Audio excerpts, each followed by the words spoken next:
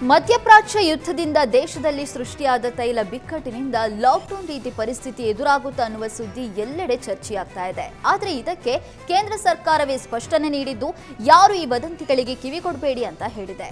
ದೇಶದಲ್ಲಿ ಯಾವುದೇ ಕಾರಣಕ್ಕೂ ಲಾಕ್ಡೌನ್ ಆಗಲ್ಲ, ಆದರೆ ಸಾಮಾಜಿಕ ಜಾಲತಾಣದಲ್ಲಿ ಲಾಕ್ಡೌನ್ ಆಗುತ್ತೆ ಎಂಬ ವದಂತಿ ಹರಿದಾಡ್ತಾ ಇದೆ. ಈ ವದಂತಿ ನಂಬೇಡಿ ಅಂದಿದ್ದಾರೆ.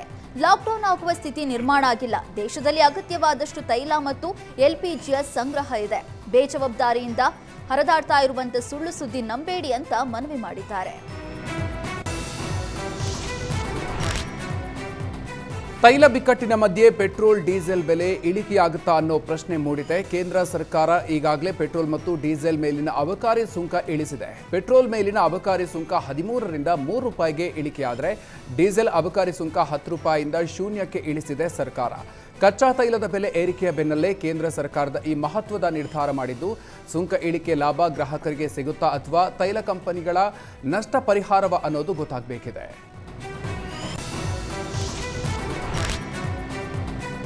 ಐಪಿಎಲ್ ಟಿಕೆಟ್ಗೆ ಬೇಡಿಕೆ ಇಟ್ಟ ಶಾಸಕರ ನಡೆಗೆ ಜನಪ್ರತಿನಿಧಿಗಳಲ್ಲೇ ವಿರೋಧ ವ್ಯಕ್ತವಾಗಿದೆ. ಬಿಜೆಪಿ ನಾಯಕರಾದ ಆರ್ ಅಶೋಕ್, ವಿಜಯೇಂದ್ರ ಟಿಕೆಟ್ ಬೇಡಿಕೆ ಸರಿಯಲ್ಲ ಅನ್ನೋ ಅಭಿಪ್ರಾಯವನ್ನು ಹೊರಹಾಕಿದ್ದಾರೆ. ಇನ್ನು ಜೆಡಿಎಸ್ ನಾಯಕ ನಿಖಿಲ್ ಕುಮಾರಸ್ವಾಮಿ ಟ್ವಿಟರ್ ಮೂಲಕ ಶಾಸಕರಿಗೆ ಚಾಟಿ ಬೀಸಿದ್ದಾರೆ. ನಮ್ಮ ರಾಜ್ಯದ ವಿಧಾನಸಭೆಯಲ್ಲಿ ಐಪಿಎಲ್ ಟಿಕೆಟ್ ವಿಚಾರವಾಗಿ ನಡೆದ ಚರ್ಚೆಯನ್ನು ಕೇಳಿ ಮನಸ್ಸಿಗೆ ಅತೀವ ನೋವು ಮತ್ತು ಆಕ್ರೋಶ ಉಂಟಾಗಿದೆ. ನಮ್ಮ ಕುಟುಂಬಕ್ಕೂ ಉಚಿತ ವಿಐಪಿ ಟಿಕೆಟ್ ಬೇಕು ಅಂತ ಪಕ್ಷಭೇದ ಮರೆತು ಹಠ ಹಿಡಿದಿರೋದು ಎಂಥ ದುರ್ದೈವ. ಕಳೆದ ಬಾರಿ ಆರ್ಸಿಬಿ ವಿಜಯೋತ್ಸವದ ವೇಳೆ 11 ಅಮಾಯಕ ಯುವಕರು ಪ್ರಾಣವನ್ನು ಕಳ್ಕೊಂಡಿದ್ರು. ನಮ್ಮ ಯುವಕರ ಜೀವಕ್ಕಿಂತ ನಮಗೆ ಐಪಿಎಲ್ ಟಿಕೆಟ್ಗಳೇ ದೊಡ್ಡದಾಯ್ತಾ? ಸಾಮಾನ್ಯ ಜನರ ರಕ್ತ ಹರಿಸಿ ಕಟ್ಟುವ ಕ್ರೀಡಾಂಗಣದಲ್ಲಿ ಅವರಿಗೆ ಬೆಲೆ ಇಲ್ವಾ? ಉಚಿತ ಟಿಕೆಟ್ಗಳು ಬೇಡ.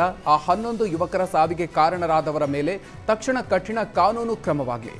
ಅಧಿಕಾರ ಇರೋದು ಜನರ ಸೇವೆಗಾಗಿಯೇ ಹೊರತು ಮೋಜು ಮಸ್ತಿಗಾಗಿ ಅಲ್ಲ ಅಂತ ನಿಖಿಲ್ ಕುಮಾರಸ್ವಾಮಿ ಕಿಡಿಕಾರಿದ್ದಾರೆ. ಐಪಿಎಲ್ ಟಿಕೆಟ್ಗಾಗಿ ಹಾಗೂ ಜನಪ್ರತಿನಿಧಿಗಳಿಗೆ ವಿಶೇಷ ಸ್ಥಳ ಆಯೋಜನೆಗೆ ಸದನದಲ್ಲಿ ವಿಜಯಾನಂದ ಕಾಶ್ಯಪ್ಪನವರು ಸೇರಿದಂತೆ ಶಾಸಕರು ಬೇಡಿಕೆ ಇಟ್ಟಿದ್ರು. ಇದಕ್ಕೆ ವಿರೋಧ ವ್ಯಕ್ತಪಡಿಸಿದ ಉದ್ಯಮಿ ಮೋಹನ್ ದಾಸ್ ಪೈ, ಎಂಎಲ್ಎ ಸಚಿವರುಗಳು ವಿಐಪಿಗಳಲ್ಲ, ಜನಪ್ರತಿನಿಧಿಗಳು ಅಷ್ಟೇ ಅಂತ ಎಕ್ಸ್ನಲ್ಲಿ ಟ್ವೀಟ್ ಮಾಡಿ ಕುಟುಕಿದ್ದಾರೆ. ಇದು ಆಘಾತಕಾರಿ ನಡವಳಿಕೆ ಅಂತ ಹೇಳಿದ್ದಾರೆ. ರಾಜ್ಯದಲ್ಲಿ ಎಸ್ಎಸ್ಎಲ್ಸಿ ವಿದ್ಯಾರ್ಥಿಗಳಿಗೆ ಹಿಂದಿ ಪರೀಕ್ಷೆ ನಡೆಸಬಾರದು ಅಂತ ಕನ್ನಡ ಸಂಘಟನೆಗಳು ಸರ್ಕಾರಕ್ಕೆ ಒತ್ತಾಯಿಸಿತ್ತು. ಇದರ ಬೆನ್ನಲ್ಲೇ ಇದೀಗ ರಾಜ್ಯದಲ್ಲಿ ಇನ್ನು ಮುಂದೆ ದ್ವಿಭಾಷಾ ನೀತಿ ಇರಲಿದೆ. ಹಿಂದಿ ಸೇರಿದಂತೆ 3ನೇ ಭಾಷೆ ಯಾವುದೇ ಆಯ್ಕೆ ಮಾಡಿಕೊಂಡಿದ್ರೂ ಮಾರ್ಕ್ಸ್ ಇಲ್ಲ ಅಂತ ಶಿಕ್ಷಣ ಸಚಿವ ಮಧು ಬಂಗಾರಪ್ಪ ಹೇಳಿದ್ದಾರೆ. ಹಿಂದಿ ಕಲಿಬೇಕು, ಪರೀಕ್ಷೆ ಕೂಡ ಬರಿಬೇಕು, ಆದರೆ ಮಾರ್ಕ್ ಇರಲ್ಲ, ಕೇವಲ ಗ್ರೇಡ್ ಮಾತ್ರ ಕೊಡಲಾಗುತ್ತೆ ಅಂತ ಹೇಳಿದ್ದಾರೆ. ಈ ವರ್ಷದಿಂದ ಎಸ್ಎಸ್ಎಲ್ಸಿ ಪರೀಕ್ಷೆ ಕೇವಲ 525 ಅಂಕಗಳಿಗೆ ಮಾತ್ರ ಪರಿಗಣಿಸಲಾಗುತ್ತೆ. ಹಿಂದಿ, ತೆಲುಗು, ತಮಿಳು, ತುಳು, ಕೊಂಕಣಿ, ಉರ್ದು, ಅರೇಬಿಕ್, ಸಂಸ್ಕೃತ, ಪರ್ಷಿಯನ್ ಭಾಷೆಗಳಿಗೆ ಅಂಕ ನೀಡಲ್ಲ ಅಂತ ಹೇಳಿದರು. ದಾವಣಗೆರೆ ದಕ್ಷಿಣ ವಿಧಾನಸಭಾ ಕ್ಷೇತ್ರದ ಉಪಚುನಾವಣೆಯಲ್ಲಿ ಕಾಂಗ್ರೆಸ್ನಿಂದ ಬಂಡಾಯ ಅಭ್ಯರ್ಥಿಯಾಗಿ ಸ್ಪರ್ಧಿಸಿದ್ದ ಸಾದಿಕ್ ಪೈಲ್ವಾನ್ ಅಖಾಡದಿಂದ ಹಿಂದೆ ಸರಿದಿದ್ದಾರೆ. ಬಂಡಾಯ ಅಭ್ಯರ್ಥಿ ಸಾದಿಕ್ ಪೈಲ್ವಾನ್ ಜೊತೆ ಸಿಎಂ ಸಿದ್ದರಾಮಯ್ಯ ನಡೆಸಿದ ಸಂಧಾನ ಸಕ್ಸಸ್ ಆಗಿದೆ. ಕಾಂಗ್ರೆಸ್ ಪರವಾಗಿ ಕೆಲಸ ಮಾಡೋದಕ್ಕೆ ಸಾದಿಕ್ ಪೈಲ್ವಾನ್ ಒಪ್ಪಿಗೆ ನೀಡಿದ್ದಾರೆ. ನಾಮಪತ್ರ ವಾಪಸ್ ಅಸಾಧ್ಯ. ಆ ಕಾರಣದಿಂದ ಕಾಂಗ್ರೆಸ್ ಅಭ್ಯರ್ಥಿ ಸಮರ್ಥ್ ಪರ ಪೈಲ್ವಾನ್ ಪ್ರಚಾರ ಮಾಡಲಿದ್ದಾರೆ. ದಾವಣಗೆರೆ ದಕ್ಷಿಣದಲ್ಲಿ ಉಪಸಮರದ ಅಖಾಡ ರಂಗೇರಿದೆ. ಕಾಂಗ್ರೆಸ್ ತೊರೆದು ಬಿಜೆಪಿ ಸೇರ್ಪಡೆಯಾದ ಯುವಕರು ಬಿಜೆಪಿ ಅಭ್ಯರ್ಥಿ ಶ್ರೀನಿವಾಸ ದಾಸಕರಿಯಪ್ಪ ಗೆಲುವಿಗಾಗಿ ಉರುಳು ಸೇವೆ ಮಾಡಿದರು. ಶಕ್ತಿ ದೇವತೆ ದುರ್ಗಾಂಬಿಕಾ ದೇವಸ್ಥಾನದಲ್ಲಿ ಪೂಜೆಯನ್ನು ಸಲ್ಲಿಸಿ ಉರುಳು ಸೇವೆ ಮಾಡಿ ಪ್ರಾರ್ಥಿಸಿದರು.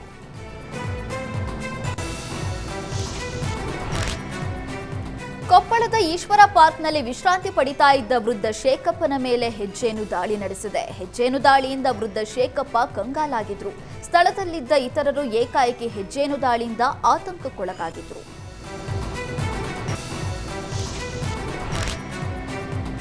ಚಿಕ್ಕಮಗಳೂರಿನಲ್ಲಿ ಡಿಜಿಟಲ್ ಅರೆಸ್ಟ್ ಹೆಸರಿನಲ್ಲಿ ವೃದ್ಧನಿಗೆ ಲಕ್ಷಾಂತರ ರೂಪಾಯಿ ವಂಚನೆ ಮಾಡಲಾಗಿದೆ. ಸಿಬಿಐ ಅಧಿಕಾರಿ ಅಂತ ಕರೆ ಮಾಡಿ ನೀವು ನರೇಶ್ ಗೋಯಲ್ ಪ್ರಕರಣದಲ್ಲಿ ಭಾಗಿಯಾಗಿದ್ದೀರಿ ಅಂತ ಬೆದರಿಸಿದ್ದಾರೆ. ಬಳಿಕ ಫೋನ್ನಲ್ಲಿ ಮಾತಾಡೋ ವೇಳೆ ಬೇರೆ ಯಾರ ಜೊತೆಯೂ ಮಾತಾಡಬಾರದು, ಕೊಠಡಿಯಲ್ಲಿ ಒಬ್ಬರೇ ಇರಬೇಕು ಅಂತ ಹೇಳಿದ್ದಾರೆ. ಆರ್ಬಿಐ ಖಾತೆಗೆ ಹಣ ಹಾಕಬೇಕು ಅಂತ ಹೇಳಿ ಅಂತ ಹಂತ ಹಂತವಾಗಿ 48 ಲಕ್ಷ ರೂಪಾಯಿ ಹಣ ವರ್ಗಾಯಿಸಿಕೊಂಡಿದ್ದಾರೆ. ಅನುಮಾನ ಬಂದ ಬಳಿಕ ಚಿಕ್ಕಮಗಳೂರು ನಗರದ ಸೈಬರ್ ಕ್ರೈಂ ಪೊಲೀಸ್ ಠಾಣೆಯಲ್ಲಿ ಪ್ರಕರಣ ದಾಖಲಿಸಿದ್ದಾರೆ. Ricky Rai Lamborghini car drifting ಪ್ರಕರಣಕ್ಕೆ ಮತ್ತೊಂದು ಟ್ವಿಸ್ಟ್ ಸಿಕ್ಕಿದೆ. ರಿಕ್ಕಿ ರೈ ಮೇಲೆ ಈಗ ವಂಚನೆ ಕೇಸ್ ಕೂಡ ದಾಖಲಾಗಿದೆ. ದೆಹಲಿಯಲ್ಲಿ ಲ್ಯಾಂಬೋರ್ಗಿನಿ ಖರೀದಿಸಿದ್ದ ರಿಕ್ಕಿ ರೈ ಅದಕ್ಕೆ ಆರ್ಟಿಒ ಹರಾಜಿನಲ್ಲಿ ಖರೀದಿ ಮಾಡಿ ಫ್ಯಾನ್ಸಿ ನಂಬರ್ ಅಳವಡಿಕೆ ಮಾಡಿದ್ರು. ಆದರೆ ಇಲ್ಲಿವರೆಗೂ ಕಾರನ್ನ ಬೆಂಗಳೂರಿನಲ್ಲಿ ರಿಜಿಸ್ಟರ್ ಮಾಡಿಸಿಲ್ಲ. ಲಕ್ಷಾಂತರ ರೂಪಾಯಿ ಟ್ಯಾಕ್ಸ್ ಕೂಡ ಕಟ್ಟಿಲ್ಲ. ಅದೇ ಕಾರಣಕ್ಕೆ ಮೊದಲ ದಿನ ಕಾರ್ನ ನಂಬರ್ ಪತ್ತೆಯಾಗಿದ್ರೂ ಕೂಡ ಕಾರ್ನ ಮಾಲೀಕರು ಪತ್ತೆಯಾಗಿರಲಿಲ್ಲ. ಸದ್ಯ ಇನ್ನೂ ಕಾರನ್ನ ತಮ್ಮ ವಶದಲ್ಲಿ ಇಟ್ಕೊಂಡಿರುವ ಸಂಚಾರಿ ಪೊಲೀಸರು ತನಿಖೆ ಮುಂದುವರೆಸಿದ್ದಾರೆ. ಕೆಲ ವರ್ಷಗಳ ಅಂಕಿಅಂಶಗಳ ಪ್ರಕಾರ ಮದ್ಯಪಾನ ಮಾಡಿ ಶಾಲಾ ವಾಹನ ಚಲಾಯಿಸಿ ಅಪಘಾತ ಮಾಡುವ ಸಂಖ್ಯೆ ಹೆಚ್ಚಾಗ್ತಾಲೇ ಇದೆ. ಹೀಗಾಗಿ ಶಾಲಾ ಬಸ್ಗಳಲ್ಲಿ ಪ್ರಯಾಣಿಸುವ ವಿದ್ಯಾರ್ಥಿಗಳ ಸುರಕ್ಷತಾ ದೃಷ್ಟಿಯಿಂದ ಬೆಂಗಳೂರಿನಲ್ಲಿ ಸಂಚಾರ ಪೊಲೀಸರು ವಿಶೇಷ ಕಾರ್ಯಾಚರಣೆ ನಡೆಸಿದ್ದಾರೆ. ಶಾಲಾ ವಾಹನ ಚಾಲಕರಿಗೆ ಡ್ರಂಕ್ ಅಂಡ್ ಡ್ರೈವ್ ಟೆಸ್ಟ್ ನಡೆಸಿದ್ದಾರೆ. ಈ ವೇಳೆ ಮದ್ಯಪಾನ ಮಾಡಿ ವಾಹನ ಚಲಾಯಿಸ್ತಾ ಇದ್ದ 59 ಶಾಲಾ ಬಸ್ ಚಾಲಕರು ಹಾಗೂ 14 ನೀರಿನ ಟ್ಯಾಂಕರ್ಗಳ ಚಾಲಕರ ವಿರುದ್ಧ ಕೇಸ್ ದಾಖಲಿಸಲಾಗಿದೆ. ಅಲ್ಲದೆ ಮದ್ಯ ಸೇವಿಸಿ ವಾಹನ ಚಾಲನೆ ಮಾಡ್ತಾ ಇದ್ದ ಚಾಲಕರ ಚಾಲನಾ ಪರವಾನಗಿ ಅಮಾನತಿಗೆ ಕ್ರಮ ಕೈಗೊಳ್ಳಲಾಗಿದೆ.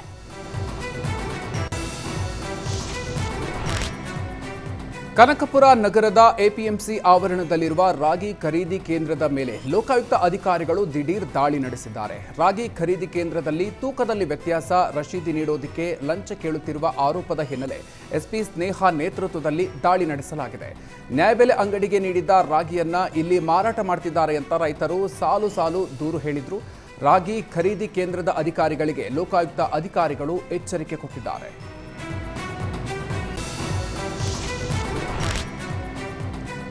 ಕೇಂದ್ರ ಹಾಗೂ ರಾಜ್ಯ ಸರ್ಕಾರದ ಯೋಜನೆ ಹೆಸರು ಹೇಳಿ ಮುಗ್ಧ ಮಹಿಳೆಯರಿಗೆ ಮೋಸ ಮಾಡಿದ ಘಟನೆ ರಾಯಚೂರು ಜಿಲ್ಲೆಯಲ್ಲಿ ನಡೆದಿದೆ. ವಿಶ್ವಕರ್ಮ ಯೋಜನೆ ಹೆಸರಲ್ಲಿ ಮಹಿಳೆಯರಿಗೆ ಹೊಲಿಗೆ ಯಂತ್ರ ನೀಡೋದಾಗಿ ಹೇಳಿ ಹಣವನ್ನು ಕಟ್ಟಿಸಿಕೊಂಡು ಡೆಬಿಟ್ ಕಾರ್ಡ್ ಕೊಟ್ಟು ಮೋಸ ಮಾಡಿದ್ದಾರೆ ಅಂತ ಆರೋಪಿಸಲಾಗಿದೆ. ಹಣ ನೀಡಿದ ಮಹಿಳೆಯರಿಗೆ ಮೈಕ್ರೋ ಫೈನಾನ್ಸ್ ಒಂದರ ಡೆಬಿಟ್ ಕಾರ್ಡ್ ವಿತರಣೆ ಮಾಡಲಾಗಿದೆ. ಇನ್ನು ಈ ಬಗ್ಗೆ ಸ್ಪಷ್ಟನೆ ನೀಡಿದ Aero Global training centre HR Reshma, ನಾವು ವಿಶ್ವಕರ್ಮ ಯೋಜನೆಯಿಂದ ಲಾಭ ನೀಡ್ತೀವಿ ಅಂತ ಯಾರಿಗೂ ಹೇಳಿಲ್ಲ. ಟೈಡ್ ಇದೊಂದು ಫೈನಾನ್ಸ್ ಕಂಪನಿ. ಮಿನಿಮಮ್ ಬ್ಯಾಲೆನ್ಸ್ ಮಾಡೋದಕ್ಕೆ ನಾವು 400 ರೂಪಾಯಿ ಪಡೆದಿದ್ದೀವಿ. ಅಭ್ಯರ್ಥಿಗಳಿಗೆ ಡೆಬಿಟ್ ಕಾರ್ಡ್ ಕೂಡ ಬರುತ್ತೆ ಅಂತ ತಿಳಿಸಿದ್ದೀವಿ ಅಂತ ಹೇಳಿದರು. ವಿಜಯನಗರ ಜಿಲ್ಲೆಯಲ್ಲಿ KKRTB ಅನುದಾನದಡಿ ನೇಮಕವಾಗಿರುವ LKG, UKG ಶಿಕ್ಷಕಿಯರು ಹಾಗೂ ಆಯಾಗಳು 10 ತಿಂಗಳಿನಿಂದ ವೇತನವಿಲ್ಲದೆ ಪರದಾಡ್ತಿದ್ದಾರೆ. ಪ್ರತಿ 5 ತಿಂಗಳಿಗೊಮ್ಮೆ ವೇತನವಾಗ್ತಾ ಇತ್ತು. ಆದರೆ ಈ ಬಾರಿ 10 ತಿಂಗಳು ಮುಗಿತಾ ಬಂದರೂ ಕೂಡ ವೇತನ ಸಿಕ್ಕಿಲ್ಲ. ಹೀಗಾಗಿ ಜೀವನ ನಿರ್ವಹಣೆ ಕಷ್ಟವಾಗಿದೆ ಅಂತ ಅಳಲು ತೋಡ್ಕೊಂಡಿದ್ದಾರೆ. ಈ ಬಗ್ಗೆ ಪ್ರತಿಕ್ರಿಯಿಸಿದ ಹೊಸಪೇಟೆಯ BEO ಶೇಖರಪ್ಪ, ತಾಂತ್ರಿಕ ದೋಷಗಳಿಂದ ವೇತನ ಬಿಡುಗಡೆ ವಿಳಂಬವಾಗಿದೆ. ಹೊಸಪೇಟೆ ತಾಲೂಕಿನ ಅತಿಥಿ ಶಿಕ್ಷಕಿಯರ ವೇತನ 2 ದಿನಗಳಲ್ಲಿ ಅವರ ಖಾತೆಗೆ ಜಮೆಯಾಗಲಿದೆ ಅಂತ ಹೇಳಿದ್ದಾರೆ. ಬಾಗಲಕೋಟೆ ಉಪಚುನಾವಣೆಯಲ್ಲಿ ನೀತಿ ಸಂಹಿತೆ ಹಿನ್ನೆಲೆ 2 ಪ್ರತ್ಯೇಕ ಪ್ರಕರಣದಲ್ಲಿ ದಾಖಲೆ ಇಲ್ಲದೆ ಸಾಗಿಸ್ತಾ ಇದ್ದ 12,37,000 ರೂಪಾಯಿ ಹಣವನ್ನು ಜಪ್ತಿ ಮಾಡಲಾಗಿದೆ. ದನ್ನೂರು ಚೆಕ್ಪೋಸ್ಟ್ನಲ್ಲಿ ವಾಹನ ತಪಾಸಣೆಯ ವೇಳೆ ಬೊಲೆರೋ ಕಾರಲ್ಲಿ ದಾಖಲೆ ಇಲ್ಲದೆ ಹಣ ಸಾಗಿಸ್ತಾ ಇರೋದು ಪತ್ತೆಯಾಗಿತ್ತು. ವಿಜಯಪುರ ಜಿಲ್ಲೆ ಮುದ್ದೇಬಿಹಾಳದಿಂದ ಹೊಸಪೇಟೆ ಮಾರ್ಗವಾಗಿ ಹೊರಟಿದ್ದ ಕಾರುಗಳನ್ನು ವಶಕ್ಕೆ ಪಡೆದುಕೊಳ್ಳಲಾಗಿದೆ.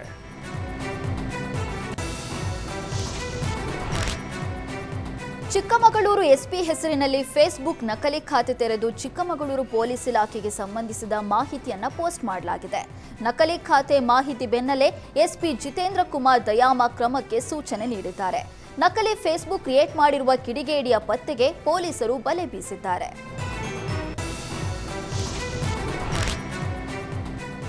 ನಾಳೆ ವಿಶ್ವವಿಖ್ಯಾತ ಮೇಲುಕೋಟೆ ವೈರಮುಡಿ ಬ್ರಹ್ಮೋತ್ಸವ ಅದ್ದೂರಿಯಾಗಿ ನಡೆಸಲು ಜಿಲ್ಲಾಡಳಿತ ಸಜ್ಜಾಗಿದೆ. ಮೇಲುಕೋಟೆ ಬ್ರಹ್ಮೋತ್ಸವಕ್ಕೆ ಆಗಮಿಸುವ ಭಕ್ತರಿಗೆ ಸುಮಾರು 150 ಸಾರಿಗೆ ಬಸ್ ವ್ಯವಸ್ಥೆ ಮಾಡಲಾಗಿದೆ.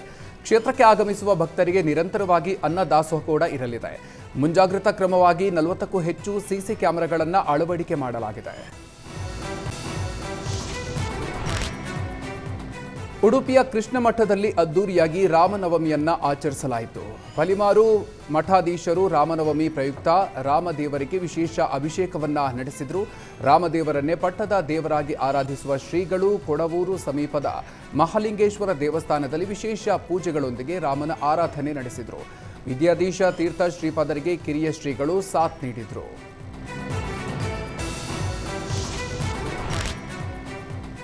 ರಾಮನವಮಿ ಅಂಗವಾಗಿ ಮಡಿಕೇರಿಯ ಕೋದಂಡರಾಮ ದೇವಾಲಯದ ವತಿಯಿಂದ ಅದ್ದೂರಿ ರಾಮನವಮಿ ನಡೆಯಿತು. ರಾಮನವಮಿ ಅಂಗವಾಗಿ ನಗರದಲ್ಲಿ ಬೃಹತ್ ಶೋಭಾಯಾತ್ರೆ ನಡೆಯಿತು.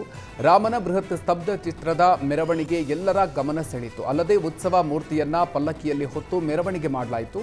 ಮಡಿಕೇರಿ ನಗರದ ಪ್ರಮುಖ ಮೆರವಣಿಗೆಯಲ್ಲಿ ವಿವಿಧ ಗೊಂಬೆಗಳ ಕಲಾ ತಂಡಗಳು ಸಾಗಿ ಮೆರುಗು ನೀಡಿದ್ವು.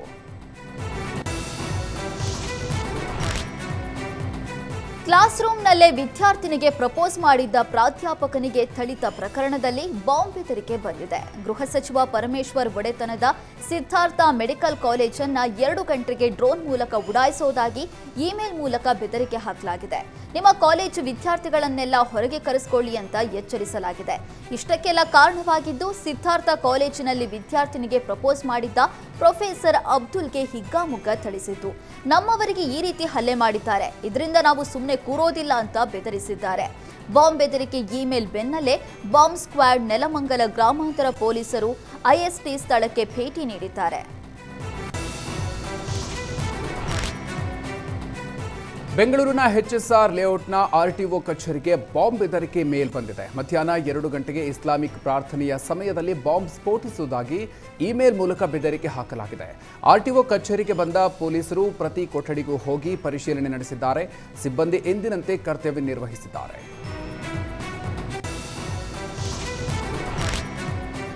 ಕೋಲಾರ ಆರ್ಟಿಒ ಕಚೇರಿಗೂ ಅನಾಮಧೇಯ ಬಾಂಬ್ ಬೆದರಿಕೆ ಸಂದೇಶ ಬಂದಿದೆ. ಕೋಲಾರ ಆರ್ಟಿಒ ಕಚೇರಿಗೆ ಬಾಂಬ್ ಬೆದರಿಕೆ ಇಮೇಲ್ ಮಾಡಿ ದುಷ್ಕರ್ಮಿಗಳು ಬೆದರಿಕೆ ಹಾಕಿದ್ದಾರೆ. ಬಾಂಬ್ ಬೆದರಿಕೆ ಮೇಲ್ ಸಂದೇಶ ಹಿನ್ನೆಲೆ ಸಿಬ್ಬಂದಿ ಕಚೇರಿಯಿಂದ ಹೊರಬಂದಿದ್ದಾರೆ. ಕೋಲಾರ ನಗರ ಪೊಲೀಸರು ಹಾಗೂ ಬಾಂಬ್ ನಿಷ್ಕ್ರಿಯ ದಳ ಶ್ವಾನದಳ ಸಿಬ್ಬಂದಿ ಪರಿಶೀಲನೆ ನಡೆಸಿದ್ದಾರೆ. ಬೆಂಗಳೂರಿನ ಆಡಳಿತ ವ್ಯವಸ್ಥೆಯಲ್ಲಿ ಮಹತ್ವದ ಬದಲಾವಣೆಯಾದ ನಂತರ ಗ್ರೇಟರ್ ಬೆಂಗಳೂರು ಅಥಾರಿಟಿ ತನ್ನ ಚೊಚ್ಚಲ ಬಜೆಟ್ ಮಂಡಿಸಿದೆ. 5 ಪ್ರತ್ಯೇಕ ನಗರ ಪಾಲಿಕೆಗಳ ಪೈಕಿ ಇವತ್ತು 2 ಪಾಲಿಕೆಗಳು ತಮ್ಮ ಆಯವ್ಯಯವನ್ನು ಮಂಡಿಸಿವೆ. ಗ್ರೇಟರ್ ಬೆಂಗಳೂರು ಪ್ರಾಧಿಕಾರ ರಚನೆಯಾದ ಬಳಿಕ ಬೆಂಗಳೂರು ಪೂರ್ವ ನಗರ ಪಾಲಿಕೆ ಮತ್ತು ಕೇಂದ್ರ ಪಾಲಿಕೆಯ ಮೊದಲ ಬಜೆಟ್ ಮಂಡನೆಯಾಗಿದೆ. ಪೂರ್ವ ನಗರ ಪಾಲಿಕೆಯ ಅಧಿಕಾರಿಗಳು 2026-27ನೇ ಸಾಲಿನ ಬಜೆಟ್ ಮಂಡಿಸಿದ್ದಾರೆ. 3,889 ಕೋಟಿ ರೂಪಾಯಿ ಗಾತ್ರದ ಬಜೆಟ್ ಇದಾಗಿದ್ದು ಹಲವು ಯೋಜನೆಗಳನ್ನು ಘೋಷಣೆ ಮಾಡಲಾಗಿದೆ. ಪಾಲಿಕೆಯಲ್ಲಿ ಸದ್ಯ ಜನಪ್ರತಿನಿಧಿಗಳು ಇಲ್ಲದ ಕಾರಣ ಜಿಬಿಎ ಕಮಿಷನರ್ ಮಹೇಶ್ವರ್ ಅಧ್ಯಕ್ಷತೆಯಲ್ಲಿ ಪಾಲಿಕೆ ಆಯುಕ್ತರೇ ಬಜೆಟ್ ಮಂಡಿಸುತ್ತಿದ್ದಾರೆ. ಉಳಿದ 3 ವಲಯಗಳ ಬಜೆಟ್ ನಾಳೆ ಮಂಡನೆ ಆಗಲಿದೆ.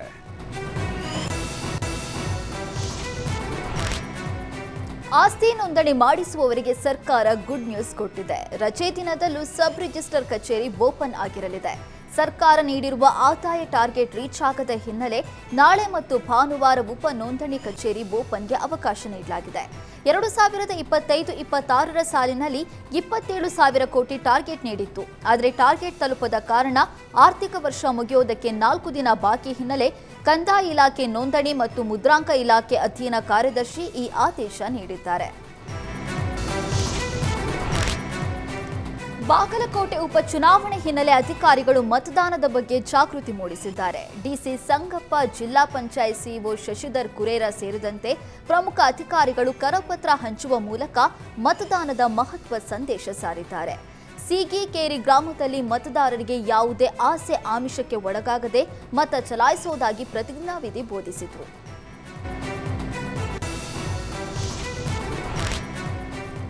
ರಾಯಚೂರಿನ ಮಹಾತ್ಮ ಗಾಂಧಿ ಮೈದಾನದ ಬಳಿ ಏಮ್ಸ್ಗಾಗಿ 1415 ದಿನಗಳಿಂದ ನಿರಂತರವಾಗಿ ಹೋರಾಟ ನಡೀತಾ ಇದೆ. ಐಐಟಿ ವಂಚಿತ ರಾಯಚೂರಿಗೆ ಏಮ್ಸ್ ನೀಡುವಂತೆ ಆಗ್ರಹಿಸಿ ಪ್ರತಿಭಟನೆ ನಡೆಸಲಾಗ್ತಾ ಇದ್ದು ಮಹತ್ವಾಕಾಂಕ್ಷಿ ಜಿಲ್ಲೆಯ ಘೋಷಣೆ ಮಾಡಿದರೆ ಸಾಲದು, ಏಮ್ಸ್ ನೀಡುವಂತೆ ಹೋರಾಟಗಾರರು ಆಗ್ರಹಿಸಿದ್ದಾರೆ.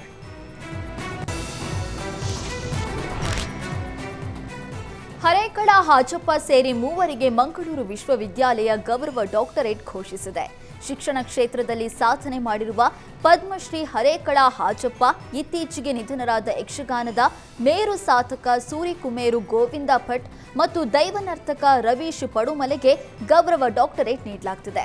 ನಾಳೆ ಮಂಗಳೂರು ವಿಶ್ವವಿದ್ಯಾನಿಲಯದ 44ನೇ ಘಟಿಕೋತ್ಸವ ಕಾರ್ಯಕ್ರಮದಲ್ಲಿ ಡಾಕ್ಟರೇಟ್ ಗೌರವ ಪ್ರದಾನ ಮಾಡಲಾಗುತ್ತೆ.